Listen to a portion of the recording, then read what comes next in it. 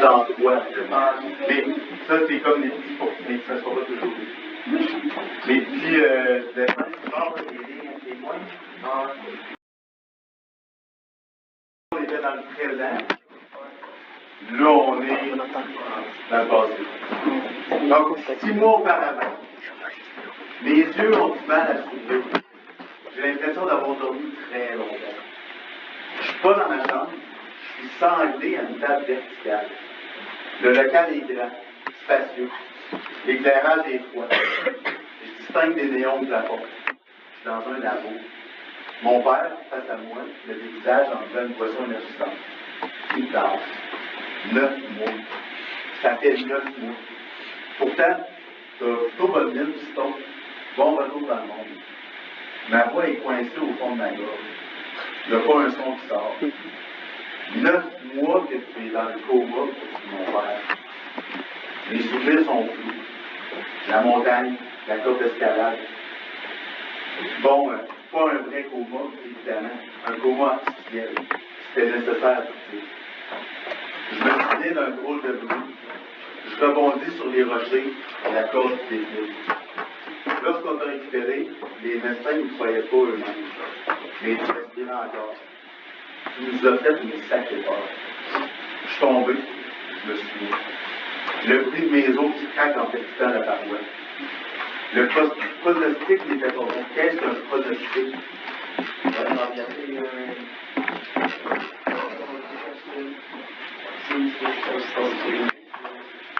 Mais dans un domaine précis. Pronostic, en fait, c'est des chances de survie. Quand ton pronostic est bon, tu vas faire un accident, mais tu vas pas. Le pronostic n'était pas bon. Tes bras, tes jambes, tes mains, une bonne partie de ton corps est en oubli. Je penche difficilement la tête, je regarde mes mains. Elles ont tout en l'air en bon état. Tu peux regarder si tu travailles de trop. C'était pas le plus gros problème. Après plusieurs semaines à l'hôpital, il a fallu convaincre certains médecins de signer une clause de confidentialité. Puis de travailler ici avec nous à l'abri des regards. Une clause de confidentialité, c'est tu travailles sur quelque chose, tu es payé, mais il y a un petit astérix, là. Si tu en parles, tu te fais poursuivre. Tu n'as pas le droit d'en parler. Ben, c'est genre, si tu en parles à quelqu'un, là, tu ne vas pas prendre des millions. Il y a des gens, justement, qui parlent. Ben, genre. Non. Comme si tu travaillais au nord, genre? Non, c'est dans le fond, mais pas que tu travailles pour le gouvernement sur une bombe. Faut pas que tu en parles à tes voisins, bon, eux autres vont en parler à leurs amis qui ont un cousin qui habite en ville. Faut qu'ils gardent ça pour toi. C'est une clause de confidentialité, c'est relié à des pénalités énormes, si tu en parles. Puis de travailler ici avec nous à l'abri des regards. J'essaie de bouger mes doigts, rien. De piquer mon coude, rien.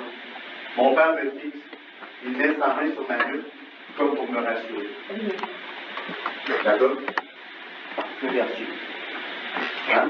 Je m'ai perdu. Juste à ce 5 gestes. Je suis là.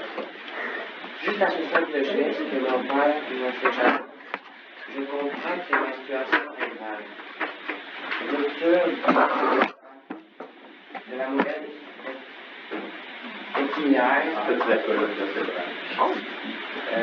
épinière terminée entre les cervicales C5 et C6, je vais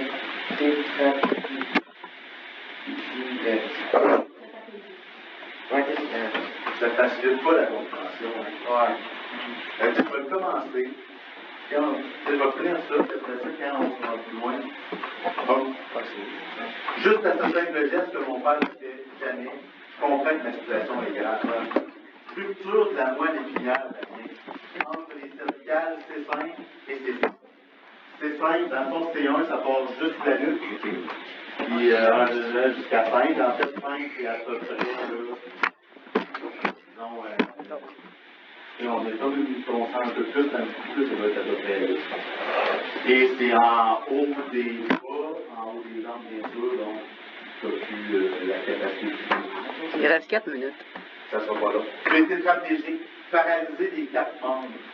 Mon père marque un temps d'arrêt. clairement, il a eu le temps de se faire habituer. Mais moi, j'ai besoin de temps pour gérer l'information. C'est pas vraiment le genre de nouvelles qu'on a envie d'entendre, n'est-ce pas? En tant que parent non plus.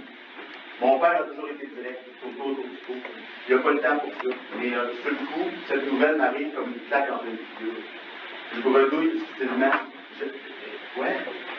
Je n'ai mal nulle part, puis on dirait presque que j'ai ouvert les yeux sur un matin comme les autres. Mais c'est la première fois que je m'éveille depuis l'accident. 9 mois. Je suis resté inconscient 9 mois. Ma mère n'est même pas là. Mon père qui m'explique tout ça froidement, ça y est rien comprendre. La mienne, ta mère et moi avons longtemps réfléchi. Nous avons pris une décision.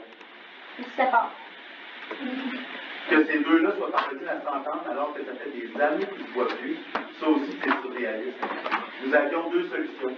Soit de laisser vivre avec un handicap, qui te clouerait dans un lit pour le restant de tes jours, soit tenter autre chose. Autre chose. T'offrir une chance d'avoir une vie normale. Tenter quelque chose n'a jamais été. Et là, on revient au moment présent, le titre de la carte.